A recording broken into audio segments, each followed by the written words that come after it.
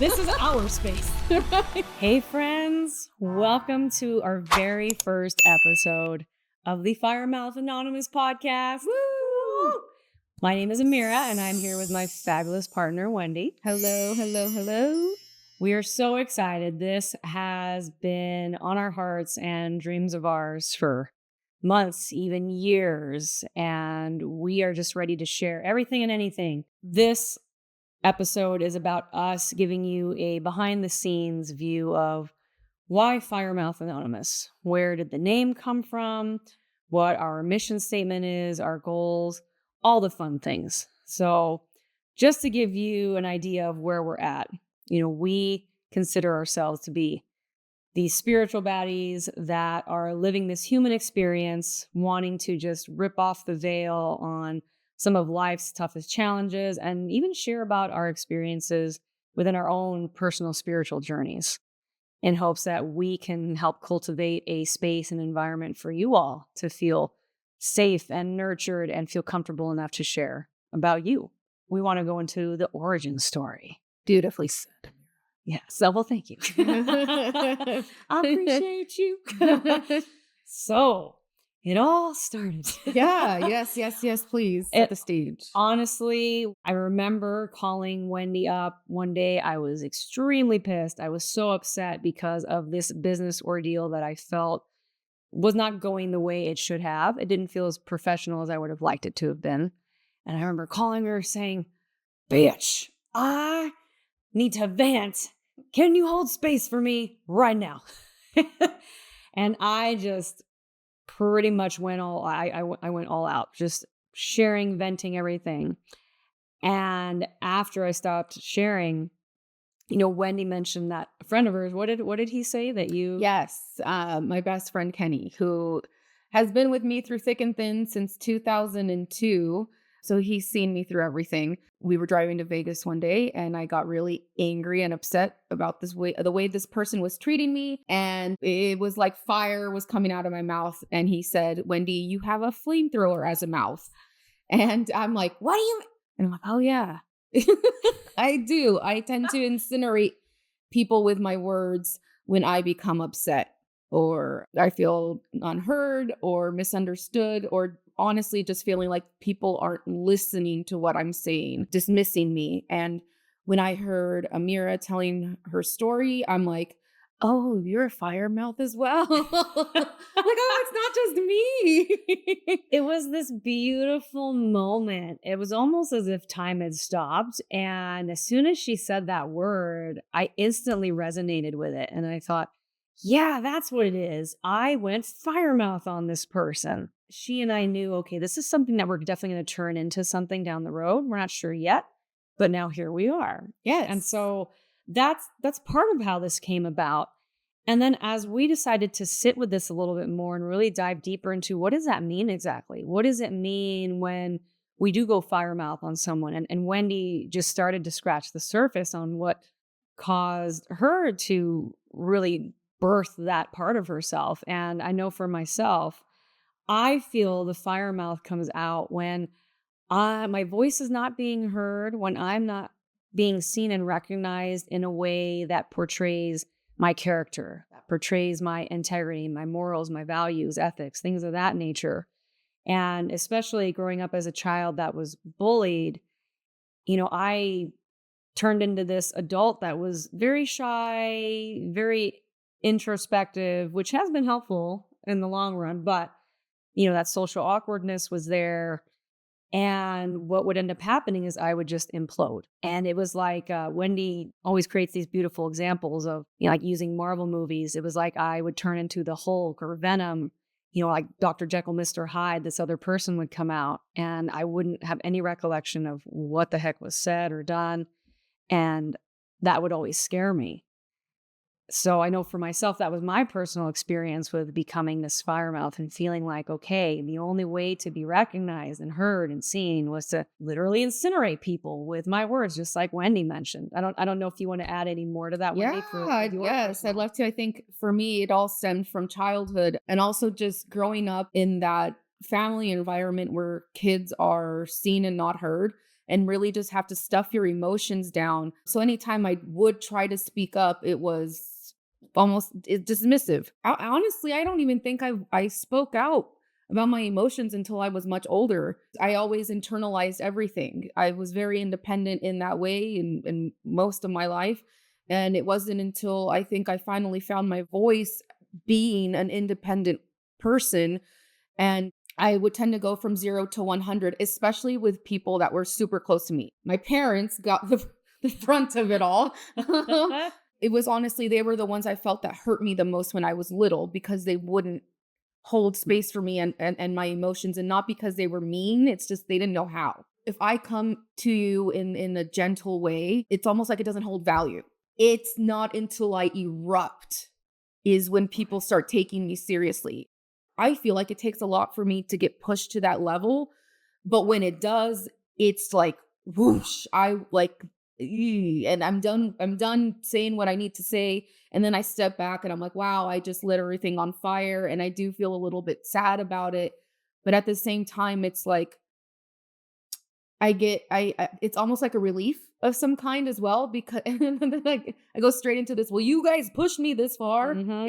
If you would have listened to me, or if you would have held space for me to begin with, I wouldn't have gotten here. But it's again, like Amira was saying, is coming back to all of that now from this perspective and being able to see how hurt we really were, like how much outside of ourselves we had to go to in order to feel like we mattered, to just be listened to. And it could get scary and frustrating. And of course, I regret things that I've said to people and all of that. But now it's about like harnessing that fire Mm. and seeing how we can use it to help us grow and understand ourselves more. Um, Yes. that's the reason why we also attached anonymous to it, is because it kind of feels like a support group. Yeah. Because I'm like, I've never met anybody else like this. I thought it was just me and just being little, and people think we're sweet, and we are. We're sweet and innocent and nice and meek and this and that and the other. But there's that fire within us as well that is so ready to pop out. I honestly feel like sometimes I'm like, try me. And I know that might not be the best place to be in, but I really love my inner fire, and it's really helped cultivate that relationship that I have with it. Us sitting with Firemouth and the podcast, and really going within ourselves as we create this, Right. I just got goosebumps. Ooh, that was beautifully said. Okay. Beautifully said. I All right, love that's just that. episode number 1, everybody. I'm just kidding. To actually touch on something that Wendy just mentioned, it's about us again noticing that, okay, yes, we've become these fire mouths, and we've had these experiences in the past where we've incinerated people with our words, actions, and we look back and we say that wasn't in great taste, but we didn't know how else to really say, hey, we have something important to say. We are meant to be heard and seen. And so the whole premise of this podcast is for us to not only share our personal experiences, our stories, insights, advice, wisdom, but to also help create this narrative around, okay, it's not that we're trying to get rid of the fire. That fire is still a very much necessary part Mhm. of who you are, who we are as this collective consciousness. And an analogy we were speaking about earlier was almost thinking about it as like how glass is made, or how swords are created in fire or metal, anything in general. They have to, those elements have to be placed in that heat and that fire in order to be transformed, shaped, and molded. So it's really about learning how to harness that immense amount of energy and fire to create these beautiful works of art, because each one of us are beautiful works of art. Mhm. And everything that we've gone through in life is an example of how we can continue to help the next person that we meet. And so we're really here to cultivate this environment and this space for you as a listener to, again, feel like you are being seen and heard. Mhm. Because maybe you have also experienced moments in your life where you're like, I can relate. Like, yeah, I've been a fire mouth most of my life. Or now I'm 20, 30, 40, 50, 60 years old, however age you might be. And maybe you're having that aha moment now where you're like, wow, That's why that part of me comes out. And it's not about bringing shame or judgment to that part of you. It's about learning how to befriend it, embrace it, Mhm. and say, okay, how can I now utilize this part of myself to create even more light to help guide my path and the paths of others and create some additional insight and wisdom and help people really heal through that. Yep. So that's what we're here for. We're here to create that yellow brick road for y'all. Except, of course, the end of that's not going to be some weird green guy. Or maybe it is for you. That's your thing. And that's cool too. No judgment here. I was just thinking about flying monkeys. I'm like, Yeah. ooh, this is gonna be an interesting walk. Yeah. So we just wanted to give some backstory, the origin behind this, what our mission is, our goal. And as we, start wrapping up on this episode, we want to just share a little bit more about who we are as individuals. And so, Yeah. Wendy, if you want to share just, Let's go. Buckle up, everybody. No, I'm just kidding. um, my journey I feel like has started since conception, obviously. Like it's been a ride. It's been a ride. And my spiritual journey really didn't start until I want to say around 2008-ish, after a breakup. I started studying Kabbalah and everything kind of unraveled after that. But I was pretty much raised in a Catholic household. So a lot of my gifts that I had when I was younger were suppressed because my family pretty much thought that it was demonic and all of those things. So I bought a tarot deck and I kept it hidden in my underwear drawer, and I'd play the Ouija board and all kinds of things. And it, like I said, it pretty much just stayed hidden until it couldn't anymore. And that all bubbled up in 2019. I went through some very deep transformations, the dark night of the soul, which at some point we will talk about, but it's pretty much, I had no other choice but to embrace my gifts and the path that I've been destined for. And from there, I was able to really embrace my modalities, which are ever evolving, and I keep getting more and more tools under my belt. I am an alchemist. I am an energy healer.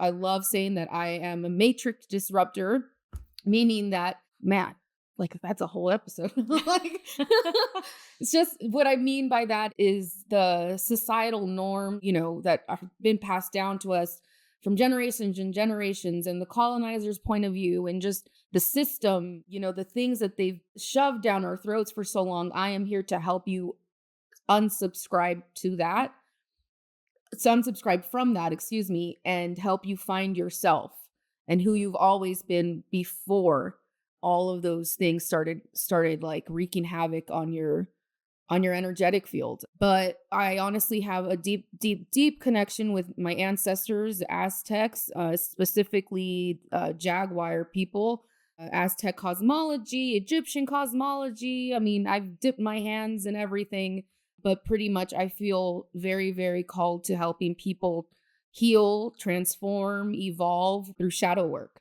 And that's just taking a deeper look into yourself. Like, as we said, like we have fire mouths, but that was born from something.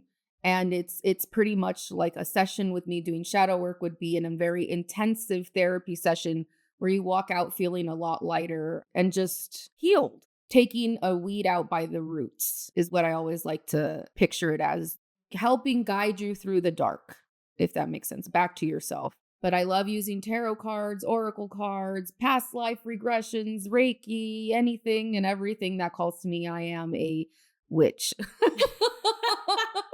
I love collecting sticks. I But love it. it bleeds into everything, honestly. And I'm very excited to be able to show and share this part of myself, not only with Amira, but with everybody that watches or listens to this. The word inspire is right in my face. And it really, that is to inspire other people like us to feel confident in themselves and to not be ashamed of who you are. Even if it does get ugly sometimes, it's part of being human, which has been very difficult for me to accept. I feel that.